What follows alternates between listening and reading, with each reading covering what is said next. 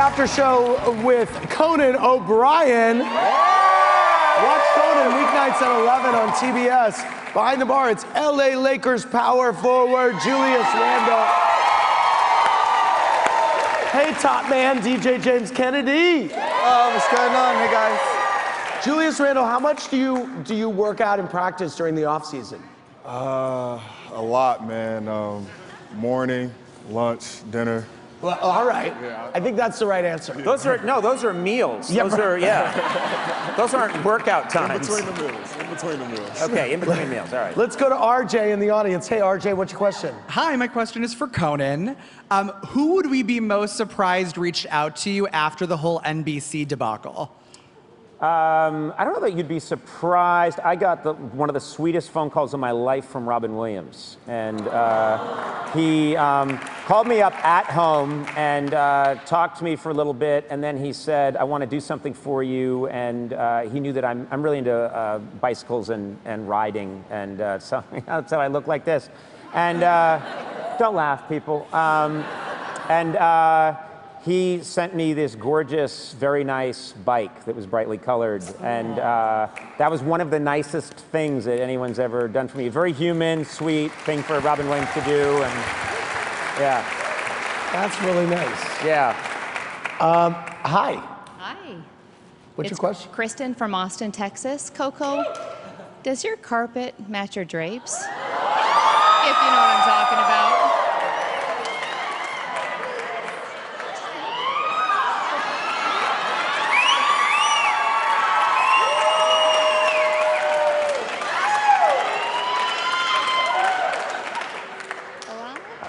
I would be happy to show you anything. We're on live television. I can describe it for you. Imagine a copper wire that's been lightly dusted with paprika. I'm loving it. Keep going. And then gently buffed. It's really disgusting. Yeah. I have to say the gingers in the front row are really engaged in this conversation. Oh my God, look at that jacket, that's fantastic. Hey, Joe. That is amazing. Follow that one up, I think I'm blushing. So it's a question for both y'all. We know you have the receipts. We want to know, of all the guests you've had on your show, who has been the biggest backstage diva? Biggest backstage diva on the show. I can, again, Al Roker.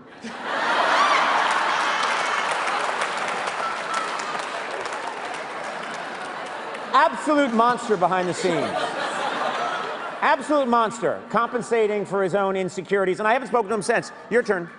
Mine is Mariah Carey. And I think it's a good thing. I mean, look, she had me switch seats because she has a better side. But she does have a better side. Obviously. One side's all, yeah. She was a diva in the way that I would want her to be a diva. Absolutely. Yeah. Hi, Andy. Big fan. Love you. Conan, my question for you is, what did you think of Jimmy Fallon's interview with Trump? And if you had the opportunity, would you have him on your show? Well, would I have President Trump on the show? Yeah. Okay, well, I'll answer those in order. The first part is, again, I make it a policy. It's not, I don't like to criticize other hosts. It's not my thing. Everybody handles that situation differently, and he handled it that way. And I think too much was made of it, frankly. He was in the moment, and Jimmy was being Jimmy, and that's what he did. And like, enough already. We've got real problems in the world. Yeah. Then, would I have President Trump on the show? Of course I would. He's the President of the United States. You don't have to agree with everything that someone says. I would have any president of the United States on the show and ask them questions. That's what you would do. So, and I hope, I'd hope I would ask him questions that I would want answered. I have 2 kids, and I would ask him questions about some of the things that he's doing, but I believe that any host would, and they'd be foolish not to. If you had a chance to interview President Trump, you would, and I think that you would ask the questions that are near and dear to you and to the people that watch your show. Yeah. Good answer. Conan, let me ask you this. You've been on 22 years, so I've been on 8 years. At what Longer point? than 22, I'm sorry, it's more like 24, but go ahead. Oh my God, I'm so sorry. I thought you did some kind of, research for this. I'm sorry. Sorry, I'm a mean drunk, Andy. I'm out of control. You've been on for 24 years.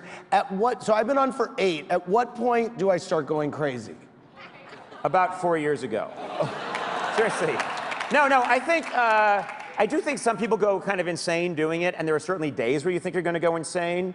As long as you love doing your show, I can tell that watching you. I love doing my show. As long as you love it and you're engaged and you're willing to evolve, because your show, should evolve. Your show has evolved since you started. It should keep evolving. As long as we're doing that, right, you should be able to do this for a long time. You shouldn't go crazy. And I love, by the way, how your show has evolved with your remotes. You're doing more stuff in the field that's more the entire thing in other cities. Right. And it's super cool. And you have to be loving that because it's opening you up. The biggest shock of my life is that because of, I think, the internet and because of this style of comedy I do, when I started out in 1993, and I was 29 when I auditioned for this show, and I started out and I would do the program initially, my fans were 15, 16, 17 years old, and they'd be like, it's so weird and cool, I love it. All these years later, the people that come up to me when I'm out, a lot of older people do, 15, 16, 17, 18, 19, they're like, it's so cool, and I say, do you know how old I am? Right. I'm rotting like a pumpkin in the sun, but they still like the show, so I'm cool with that. But how great, but I mean, what a testament. No, it's nice, it's very nice, yeah. It's very nice. Talk to me about this. So you went from behind the scenes to in front of the camera. Yep. Were you, did it make you insecure when you started in front of the camera? Were there, yes. Yeah.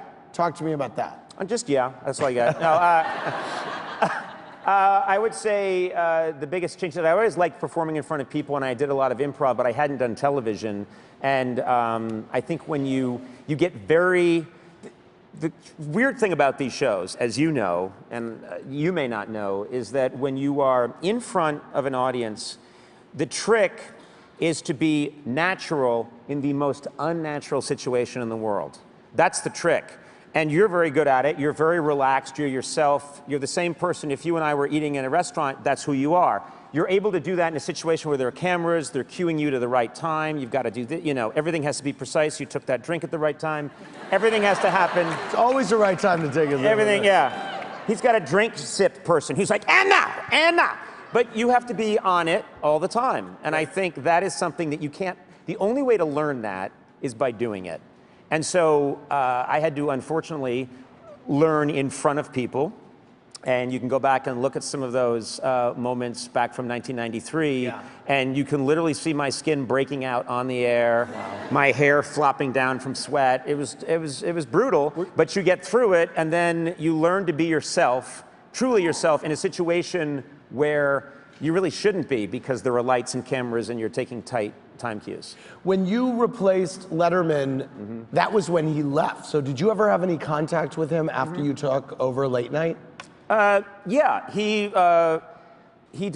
came on my program when I was early on, when I was really struggling, and that gave us a big boost, and he was very complimentary, and so that meant a huge, I believe that he really reinvented the talk show, and I think his contributions reverberate today. I think he had a seismic impact. I thought there was Johnny Carson, and then after Johnny, David Letterman completely reinvented it and influenced everyone from my generation. So to have him come on the show back when he didn't do other people's shows and say nice things gave me a boost. It made me think, if David Letterman is complimenting me and thinks we're doing something right, snap out of it and just double down and work even harder. Right. And that's what you did. I did that and a lot of medication, and the combination is absolutely fantastic. Have you, over the years, who are some of the people who have been your go-to people that I just remember Dave in his early years had Terry Garr and he had Sandra Bernhard. Yes. And they were kind of magic together. Who are your... I had so many people. Norm Macdonald was this person who would come, you all know Norm Macdonald, but Norm Macdonald, when we'd have him on in the early days, to this day, I've never interviewed anybody like Norm Macdonald. And I was so lucky because Saturday Night Live was right upstairs, and these people like Chris Farley would literally come downstairs and burst through the doors and do insane things. I had this great gift of in the early years, we used to use, Amy Poehler was a struggling actress who did improv. We knew all these young people before they hit, and we would use them on our show in sketches and bits, and we were so blessed to have that in the early days. Yeah. And I look back on those days now, having Will Ferrell. Will Ferrell came on and did one of the funniest bits I've ever seen that I cannot explain it to you, it's so weird. But he would come on and do these bits without even being an announced guest. And we would work them out quickly before the show, and he would come on and do it. So there were so many people that made a huge seismic impact. People like Tom Hanks coming on the show early on, who's probably, I have to say without a doubt, the classiest, most delightful human being maybe I've met in all of show business. He is really a stellar, it's just a stellar, whatever you think Tom Hanks is at his very best, like magnify that by 5, and that's who the guy is when you just meet him. He really is a spectacular person. Yeah. How long, I know you just re-signed until I think 2022? That's right, yeah. So do you think that 2022, I mean, how long do you go? You're just applauding years now. Woo! How long will you go? How long will I go? You can't say. I want to do it as long as it's fun and feels vital.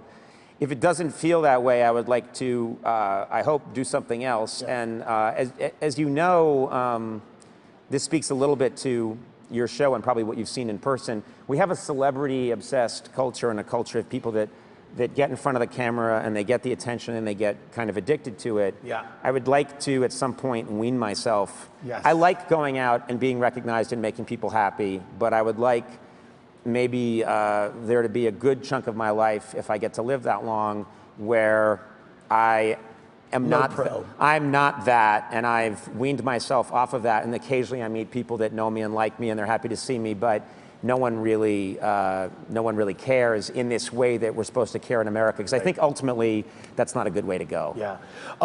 Do you, by the way, just as a side note to that, when you're running around LA, I mean, do people care? Are people stopping you for selfies?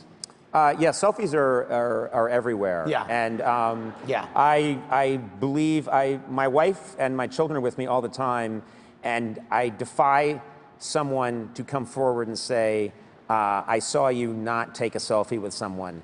To a fault, I take selfies because I think it takes a second. It makes the person happy. Yeah. Occasionally, I get irritated when people walk up to me and say, I want a selfie, and I go, okay, and they just hand the camera to my wife, like, take that. Ooh. That doesn't go over so well. And the thing is, my wife is, in addition to being beautiful and incredibly talented, she's overly gracious. And she's like, oh, no, I want to do it. I want to do it. Oh, but sometimes I feel like, you know. This is my wife here. And the great thing is that my son, who's 11, photobombs all of them. And that's awesome. And they don't know it when they're getting it done, so they get home and they're like, here's my picture of Conan, and there's this kid in the background. That's awesome. And I like that because that's his way of taking control of it and saying, it's not all about you, Dad. I'm ruining it in the background, and I think that's good. Love it.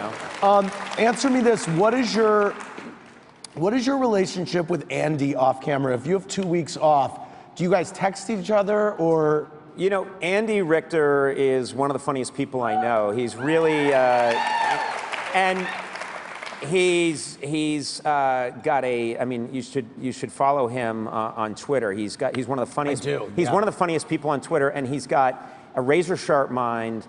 Andy and I think people expect to see us together. Right. You know, like if they go to an Arby's and they see me, because I'm at the Arby's a lot, they expect to see Andy there with me. That doesn't happen because we both have our separate lives, but he will send me, if he sees something really funny, he'll email me or I'll email him. But no, we live very much separate lives when we're not working. I'd like to change that. I'd like to live with him. Yes. I loved it when you started that you had a sidekick. It was very, I think it's so cool. I wanted to go back to that. You know, other people have done it since, but at the time what I wanted to do was have a show that looked right, but it was very wrong. Meaning, I wanted it to have the appearance of, well, he seems like a nice fellow, and there's his nice sidekick who looks sort of like a young Ed McMahon, and he seems, and there's a band, and it all seems right, but we have a masturbating bear, we have, Triumph the Insult Comic Dog, we have fake people in the audience interrupting, there's, madness exploding everywhere, and that was always my dream, and that was what I was proudest of, is I wanted it to be that, feel like it looks okay, but something, and we lull people in, and then it's very wrong, and we scar them for life. That was always perfect. the idea. Yeah. Thank you, Conan O'Brien, for scarring us for 24 years. Everybody watch Conan weeknights at 11 on TBS. Thank you, Julius Randle from the LA Lakers. Thank you, DJ James Kennedy. For more, click around BravoTV.com. Good night, everybody.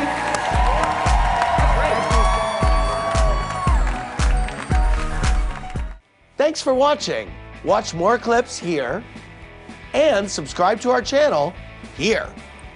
See ya.